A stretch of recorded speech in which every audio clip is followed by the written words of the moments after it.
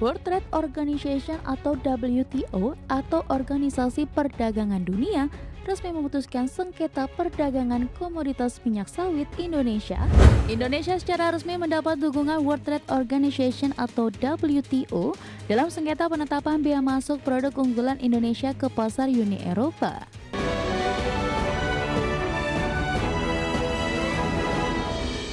Ya, selanjutnya pemirsa, panel World Trade Organization atau WTO mengeluarkan putusan yang mendukung posisi Indonesia atas sejumlah klaim utama dalam sengketa pengenaan bea masuk imbalan atau countervailing duties oleh Uni Eropa terhadap impor minyak sawit asal Indonesia.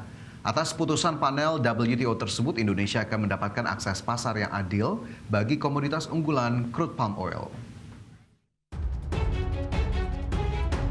World Trade Organization atau WTO atau Organisasi Perdagangan Dunia resmi memutuskan sengketa perdagangan komoditas minyak sawit Indonesia setelah Uni Eropa memberlakukan bea masuk yang dinilai tidak sejalan dengan aturan WTO.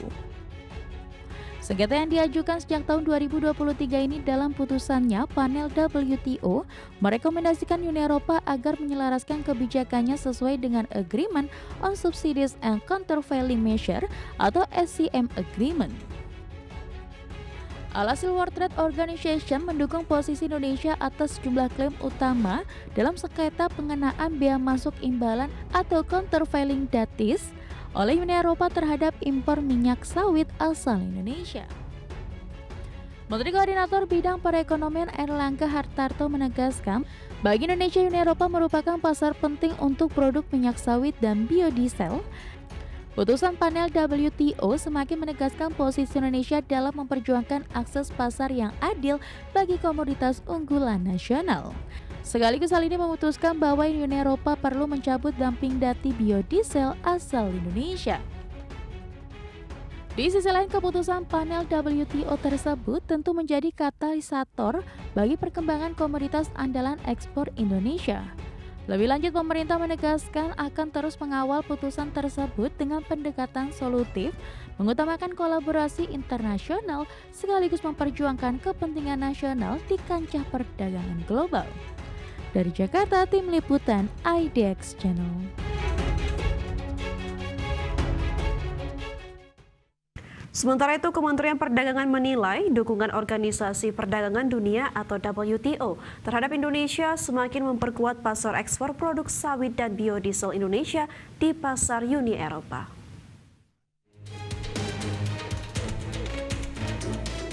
Indonesia secara resmi mendapat dukungan World Trade Organization atau WTO dalam sengketa penetapan bea masuk produk unggulan Indonesia ke pasar Uni Eropa. Atas putusan resmi WTO ini, Kementerian Perdagangan meminta agar Uni Eropa segera mencabut pengenaan bea masuk imbalan terhadap produk biodiesel asal Indonesia.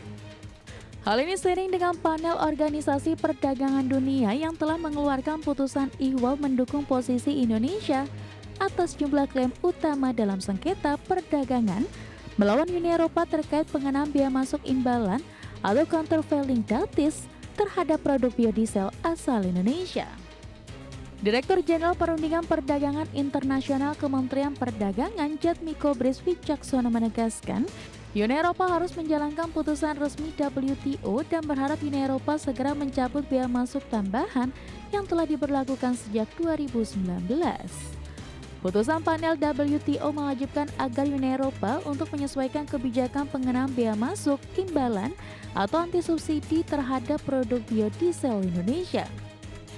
Di sisi lain, putusan panel WTO ini akan memiliki dampak yang lebih nyata jika Uni Eropa bersedia mencabut bea masuk tambahan atas biodiesel Indonesia tanpa mengajukan banding ke Badan Banding WTO. Jatmiko menekankan kemenangan ini tidak hanya berdampak positif bagi ekspor biodiesel Indonesia, melainkan juga memberi perlindungan terhadap produk ekspor lain seperti minyak kelapa sawit atau crude palm oil. Kedepan, pemerintah mendorong Uni Eropa untuk segera menyesuaikan kebijakannya termasuk mencabut bea masuk. Tim Liputan IDX Channel. Ya, sementara itu Badan Kerjasama Antar Parlemen atau BKSAP DPR RI menegaskan bahwa Indonesia perlu memaksimalkan kemitraan ekonomi dan perdagangan secara komprehensif dengan Uni Eropa. Ya, Ketua Badan Kerjasama Antar Parlemen atau BKSAP DPR RI, Mardani Alisera menilai percepatan perjanjian kemitraan ekonomi komprehensif Indonesia-Uni Eropa bisa membuka peluang sebesar-besarnya bagi perdagangan dan investasi Indonesia dan Uni Eropa. Pasalnya Uni Eropa bisa menjadi pintu masuk ke pasar global, mengingat kawasan Uni Eropa sangat strategis dalam menghadapi ketidakpastian global. Untuk itu, dengan nilai perdagangan mencapai 30,2 miliar dolar Amerika Serikat pada 2024 dan tren pertumbuhan tahunan sebesar 5,7% sejak 2019, kemitraan strategis dalam EU-SEPA mampu mendorong peningkatan perdagangan dan pertumbuhan ekonomi nasional. Selain itu, WTO berharap perdagangan Uni Eropa terhadap Indonesia bisa menghapus tarif bea masuk. Dagang Indonesia sama Uni Eropa ini bisa optimal buat Indonesia, dan yang kedua kualitas hubungan antara Parlemen Indonesia dengan Uni Eropa, wabil khusus Parlemen Uni Eropa. Kita punya ongoing proses program kerjasama dengan Interpares. Interpares itu lembaga internasional di bawah Uni Eropa yang punya tugas melakukan pengembangan hubungan antara. Selain membentuk Badan Otorita Tanggul Laut Pantai Utara Jawa, Presiden juga resmi membentuk lembaga baru, yakni Badan Industri Mineral. Badan Industri Mineral ini akan mengelola material-material strategis sebagai upaya percepatan hilirisasi sumber daya mineral.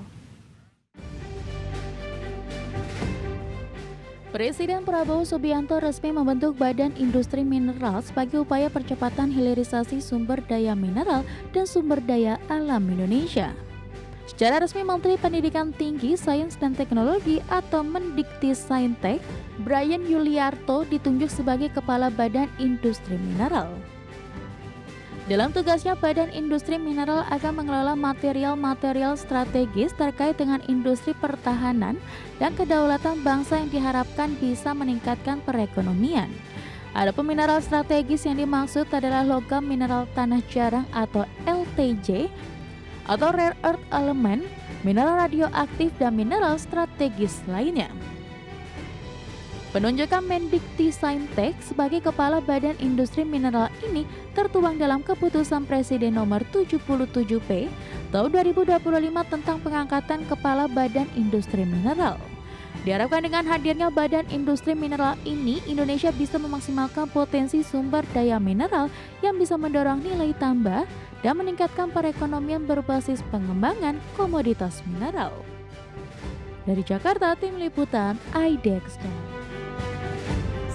Presiden Prabowo Subianto mengangkat Laksamana Madya TNI Purnawirawan Didit Herdiawan Asyaf sebagai Kepala Badan Otorita Pengelola Pantai Utara Jawa. Pengangkatan ini sesuai dengan surat keputusan Presiden nomor 76P tahun 2025 tentang pengangkatan Kepala dan Wakil Kepala Badan Otorita Pengelola Pantai Utara Jawa.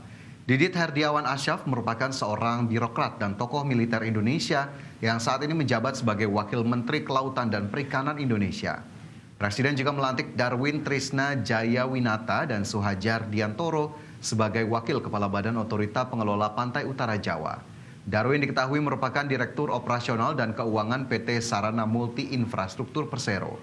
Sementara Suhajar Diantoro pernah menjabat sebagai Sekretaris Jenderal Kementerian Dalam Negeri kurun waktu 10 Maret 2022 hingga 30 April 2024.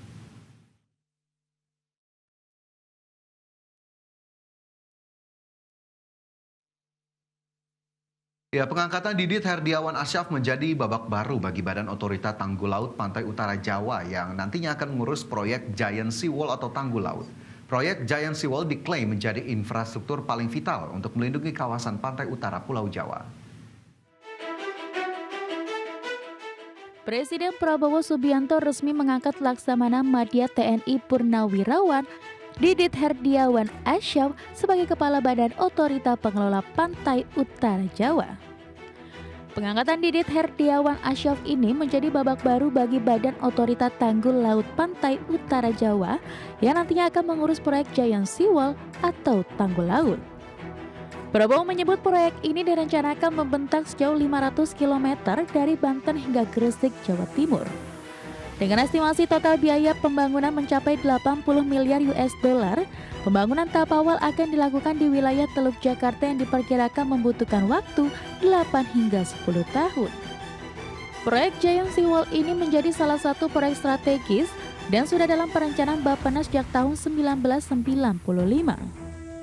Proyek Giant Seawall diklaim menjadi infrastruktur paling vital untuk melindungi kawasan pantai utara Pulau Jawa mulai dari Banten hingga Gresik, Jawa Timur dari ancaman rob dan perubahan iklim ekstrim.